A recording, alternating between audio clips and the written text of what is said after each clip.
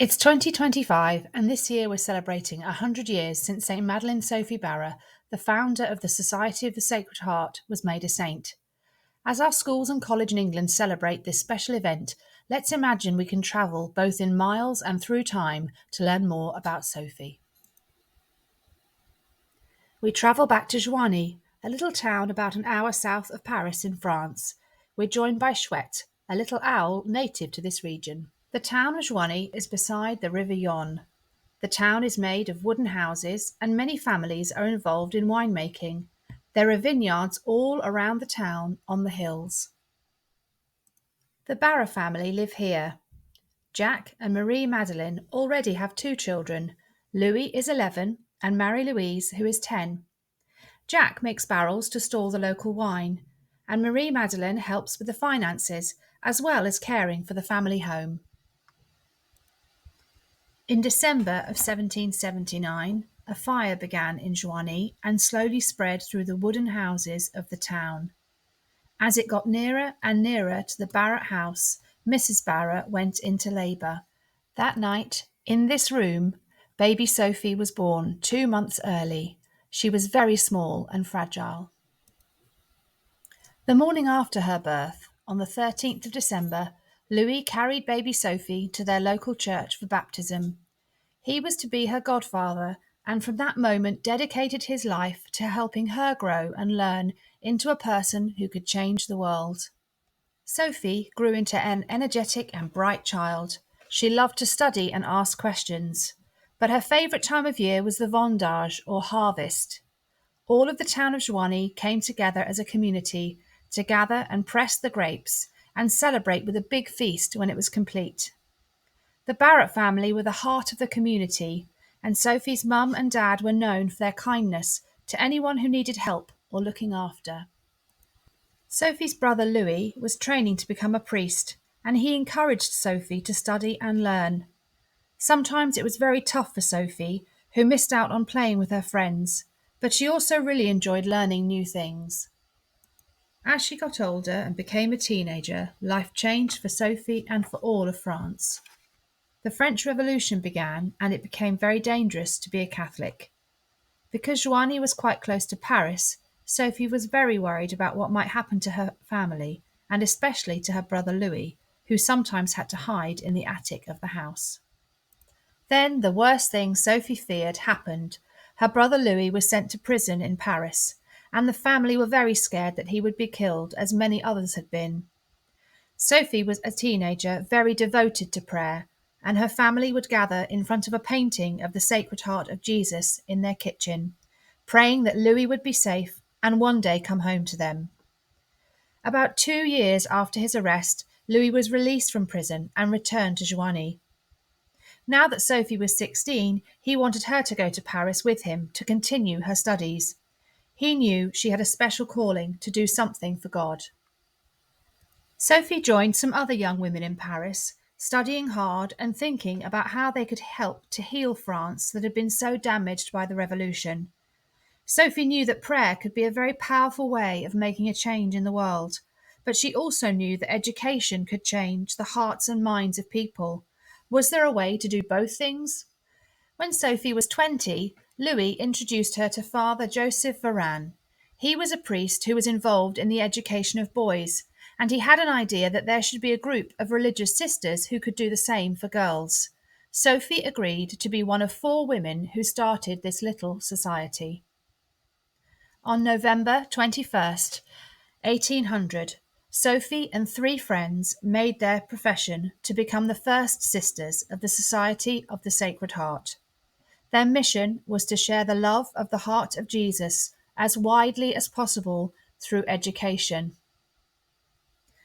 Sophie opened the first Sacred Heart School in Amiens, France in 1801, when she was only 21 years old.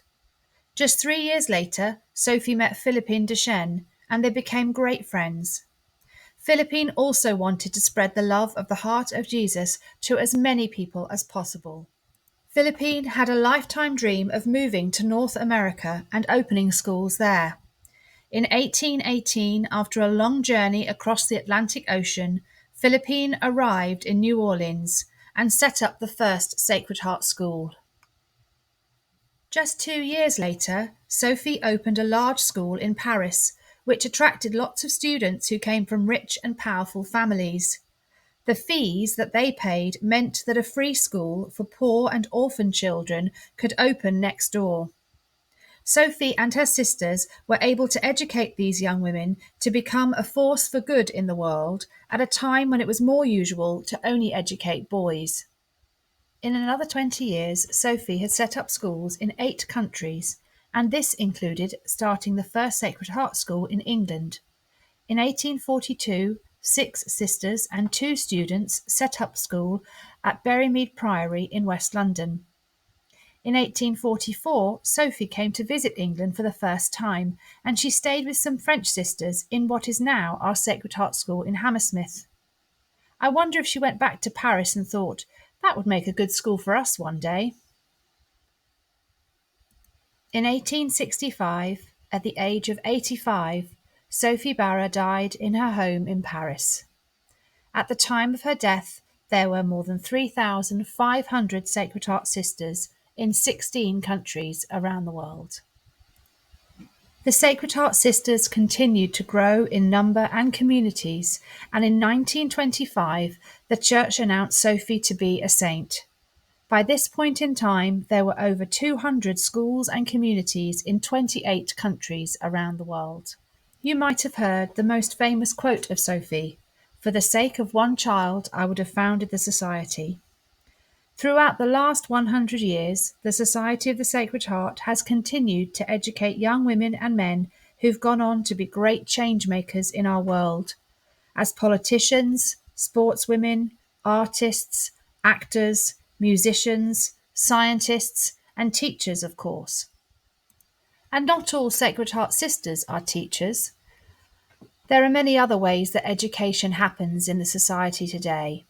There are sisters who are doctors, lawyers, counsellors, artists, writers, climate campaigners, all united in one mission, just as Sophie, to spread the love of the heart of Jesus to as many as possible all over the world. So, as the Sacred Heart family around the world celebrate the 100th anniversary of St. Madeleine Sophie Barat, we asked our Sacred Heart sisters here in England and Wales which of Sophie's words mean the most to them.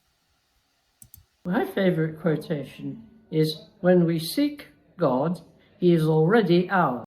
Your example, even more than your words, will be an eloquent lesson to the world. Courage.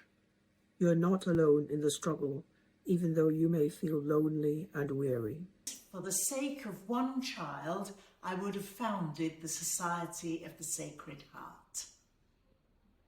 The heart of Jesus will make up for everything that is lacking in you. Be humble, be simple, bring joy to others. Let us leave acts behind us, not just words.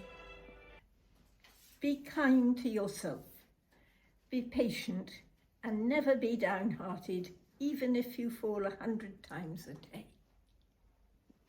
God alone can fill our hearts and give us happiness. Prepare our God's love for love, heart for heart.